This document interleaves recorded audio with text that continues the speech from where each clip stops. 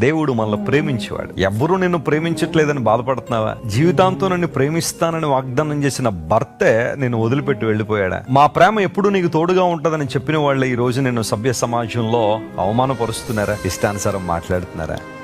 అయితే గమనించు ప్రియ దేవుని బిడ్డ, నీ దేవుని ప్రేమ చాలా గొప్పది. ఆయన నిన్ను ప్రేమిస్తున్నాడని లేఖనం అనేక సార్లు చెప్పడం మాత్రమే కాకుండా ఆ ప్రేమను ఎలా రుజువు చేశాడో కూడా లేఖనాల్లో మనం చూస్తున్నాం. దేవుడు లోకాన్ని ఎంతో ప్రేమించాడు. ఆ మాట అక్కడితో ఆగిపోలేదు.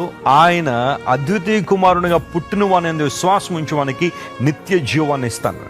మనలో ఏ ఒక్కరూ వాస్తవానికి నిత్య జీవానికి వారసులం కాలేం. ఎందుకంటే మనందరం పాప స్వభావంతో నింపబడి ఉన్నాం. ఈరోజు ఏ గోతులో నువ్వు పడిపోయి ఉన్నావు, ఏ రకమైన గుంటలో చిక్కుపోయి ఉన్నావు, నిన్ను నిలబెట్టేవాడు ఆయన, నిన్ను స్థిరపరిచేవాడు ఆయన. ఏ గోతులో నువ్వు దిగిపోయి ఒకసారి ఆలోచించే, ప్రభు వైపు చూడు, ఆయన వైపు నీ దృష్టి నిలిపి వేడుకో, ప్రభు నన్ను నిలబెట్టని. ప్రభు మనల్ని నిలబెట్టగలిగిన వాడు.